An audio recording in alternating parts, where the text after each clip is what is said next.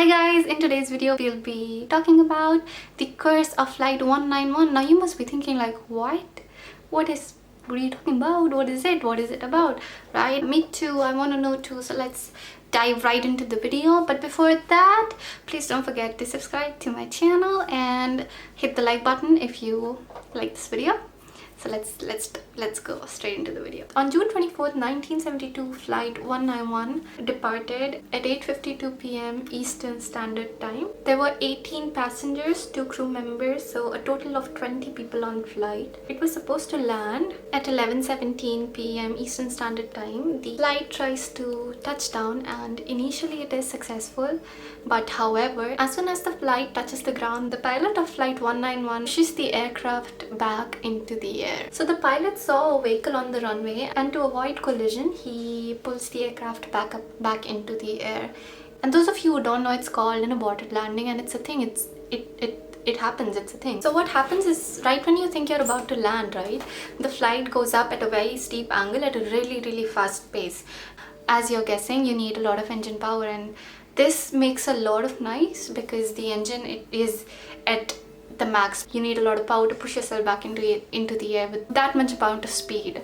So you would hear a lot of noise when you're in an aborted landing. You'd hear a lot of sound, like a lot of noise, the engine. But in this aircraft, that didn't happen. Why? Because as soon as the flight went up into the air, the engines stalled. It was a very short descent. It was like it happened in a matter of seconds. Flight did not even go way up in the sky, and what happens is the flight is at an angle. It's not 90 degrees. The flight is at an angle.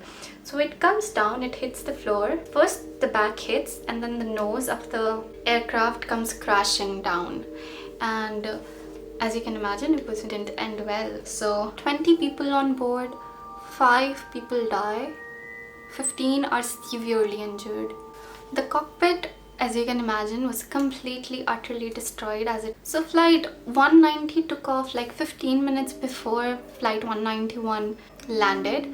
Every vehicle on the airport was accounted for except for this one pickup truck, which 2 special police agents, they told the investigators that they saw the pickup truck moving in the opposite direction, not towards the accident, with its lights off and the passenger side door open.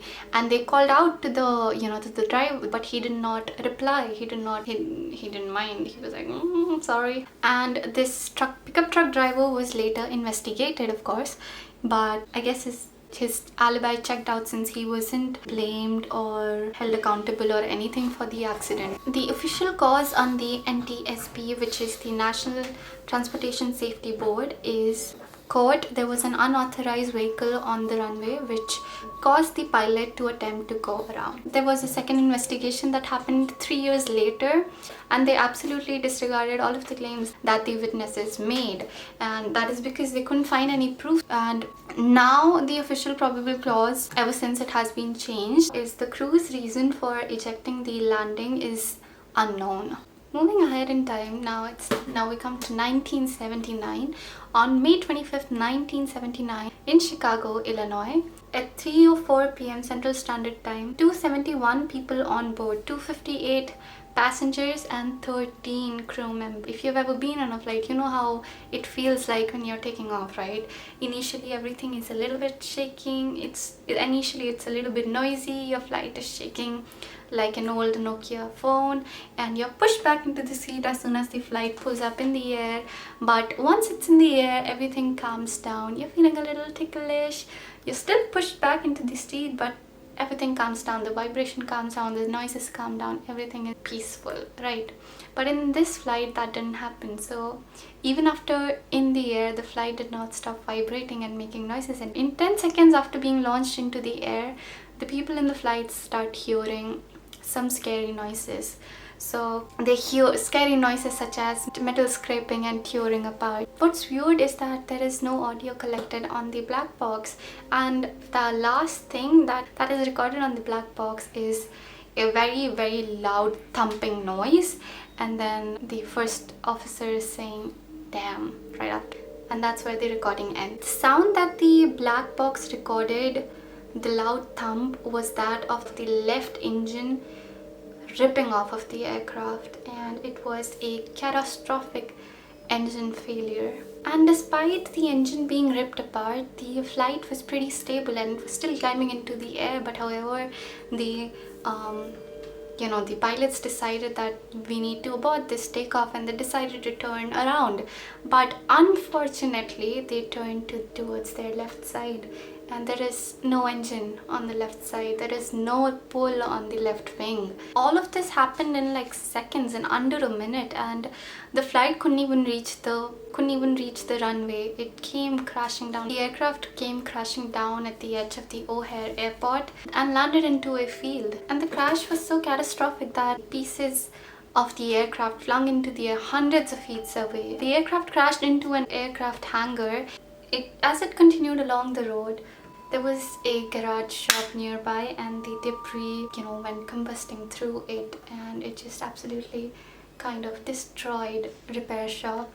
271 people on board, 273 people died, out of which were 2 people that were in the repair garage, and it severely injured 2 other people from the repair garage. And the really sad part is that the pilots actually thought that there was something wrong. They did not know that the flight lost its left engine, and they just turned left. Maybe if they were alerted that the left engine has collapsed, then maybe the flight could have been, maybe it wouldn't have resulted in something so catastrophic. So not long after the incident, many people who lived near the airport reported similar incidents. Someone would knock on their door, and they would go and when they would go to open the doors, they would see someone who's really agitated, really freaked out, and they would say either of the 2 things, or maybe both. First being that they need to make a connecting flight, and second that they can't find their luggage. Imagine you're the homeowner. You'd be so confused that someone's coming to your door and they're asking that, I need to make a connecting flight, or I can't find my luggage. So each time that someone would try to talk to them, like, what is up, like, why are you asking me that, or why are you here, the person would vanish. They'd be gone. There is no proof behind it, but I just think it's possible. Now, moving ahead in time, we're moving to 1985. August 2nd, 1985. From Lauderdale, Florida, heading to LA. 163 people on board, 152 passengers, and 11 crew members. Delta Airlines flight, you guessed it, 191. Flight 191 leaves the airport at 2:10 p.m. Central Standard Time, and this time there is a scheduled stop. Now, the weather was not good that day, and the air controller and the flight crew, tried to take every precaution they could to avoid any dangerous situation. While approaching Dallas, the air control traffic and the flight crew member just kept going back and forth, deciding on routes, deciding on the safe routes they could take while approaching Dallas. Right. Now, there was a time when the air control trafficker attempted to lead them into a route which was not safe. Pilot requested for a route change, and they did. They changed the route, and in front of them was Learjet who just passed the same route, and they did not report any bad weather, any difficulties being faced by them. And when later they were asked as to why they did not, report any bad weather or anything of that sort, they said that the only thing they faced was heavy rain, that is all. So Learjet took the same path that flight 191 was supposed to take, and Learjet landed pretty safely. But between 6:03 p.m. and 6:06 p.m. everything changed for flight 191. 6:04 p.m. lightning began to spring around the aircraft. Storm that didn't exist like minutes ago, it just sprung out. The first officer says, quote, lightning coming out of that one right ahead of us. And the captain says, push it up, push it way up.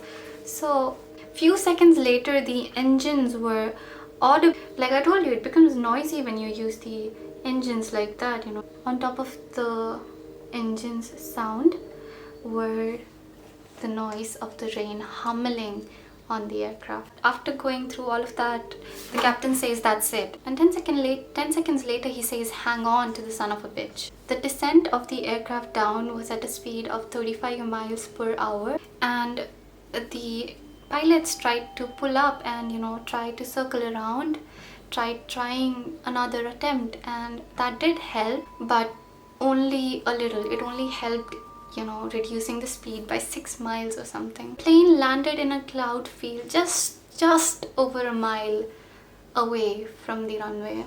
It dragged its way through the field to the highway. When it entered the highway, it was going at the speed of 200 miles per hour. Its left engine again ripped off and struck a car which was being drawn by a 28-year-old person, and he died on spot. The flight hit multiple streetlights as it was making its way down the road, and because of this, the plane started to disintegrate. It's exactly what it sounds like. And on top of that, the cabin caught on fire and people were unbuckling their seatbelts. Everybody was just trying to save themselves from, you know, being burnt alive. But there was one survivor, a survivor even after this, who stated that, you know, he was seeing people unbuckling themselves and, you know, trying to escape the flames, but he didn't do so. The only reason that he survived was because the aircraft had disintegrated so much around him. You remember the rain? Yeah, so the rain kept pouring on top of him, and, you know, it kept him from being burnt alive. Now the aircraft finally reached the airport, collided into the water tank, and on impact the flight twisted along with the fuselage twisted. Fuselage is where the jet fuel is stored, and because of that, the aircraft exploded. Out of 163 people, 136 people died and 16 people were severely injured, but they survived. It's just mind-blowing that someone, you know, like, people can actually survive something so catastrophic. Now you must be wondering what really happened, right? So what happened was a small centralized storm, which has the potential of a hurricane or a tornado, formed without any sign or warning, and it is called a microburst. Microburst can produce massive amount of lightning, hail, rain, and the worst part is downdraft. Now downdraft is just a massive downward current of air, which, if you know, it's very catastrophic. It can completely destroy a building if it falls down, you know, flat on a building. And it was on the aircraft, and it just took that is the reason that the aircraft probably came crashing down, because of downdraft. The cause of crash, according to the NTSB report, the flight crew's decision to fly into a storm they observed lightning coming out of. And, you know, like I mentioned when I told you, like in the beginning, right at the moment when they saw lightning coming, you know, in front of them, when they witnessed, right, like I told you, right, when, like I mentioned, when, you know, when as soon as they saw lightning, the first response of the captain was to pull the aircraft out of it. So it's not true. This is like, even after them going through the black box and everything, hearing the recordings, it's just sad that they can just so easily, you know, blame the pilots after they're no more. Going ahead in time to 2006, August 27th, Lexington, Kentucky. Calm Air is also Delta flight. This time it's not 191, it's flight 5191. There are 47 passengers, 3 crew members. Around 6 or 6 a.m. Eastern Standard Time, they're ready to take off. The air traffic controller asks them, you know, tells them to use the runway 22, but the pilot goes to runway 26. Now they're along, you know, nobody notices, and there's supposed to be 2 air control traffickers, but there was only one doing the work of 2. So I think he just couldn't notice, or he was busy doing other works, but no one noticed that the flight took the wrong runway. So the plane attempts to take off, and they're on the runway, and they're going at the speed of 120 miles per hour. And the first officer, this was caught by the black box. So the first officer is like, weird, there's no light on the runway, and the runway is supposed to have lights. If you ever been on a runway, you've seen that there are lights, especially when it's dark at 6 or 6 p.m. It could be a little dark. You see that there are runways every time. If you've taken a late flight or an early flight, you've probably seen that there are lights on the runway, right?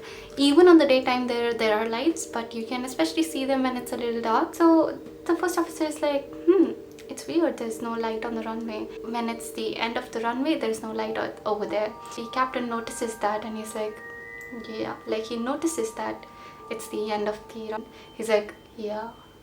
And he commands the officer to, to pull the aircraft into the air, but it couldn't take off because the runway ended, and it just ended.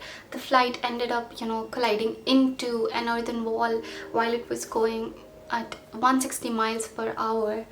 And now this earthen wall was at an angle which caused the plane to momentarily launch into the air, but that didn't last, and the flight came crashing down, and the aircraft twisted, and the fuselage and the flight deck were completely separated from the tail of the aircraft. And out of 50 people on board, 49 people died on the spot, and the first officer, who is the only survivor of this crash, barely survived. He had facial fracture, spinal fracture, his leg was fractured, his arms was fractured, his multiple ribs fractured, breastbone fractured, lungs collapsed, and he had to get his legs amputated. He had brain damage, and he has no recollection of this accident. Cause of the crash, according to the NTSB report, wrong runway. Now you must be thinking like, okay Ritu, it's only like 4 crashes. Why do you think that number is cursed for the aviation industry? It's because traveling by air, it's actually the safest mode of transport, and flights don't crash that easily, and the maximum number that a flight with the same number have crashed is only 2, and this has 4 crashes. And it's just, I don't know if it's really a curse or not, because we do have flight 191 in India which haven't crashed, touch wood. And I don't know, it's up to you to decide, it's up to us to decide what do we feel about it. But I do think it's a little strange that the same number had such mysterious endings. Also, fun fact, if you've seen Manifest, in flight 828 they announced there are 191 souls on board. Do you think it was a coincidence? I don't think so. I hope you guys enjoyed this video, and if you did, you know what to do. Hit the like button, subscribe, and I'll see you guys in my next video. Bye!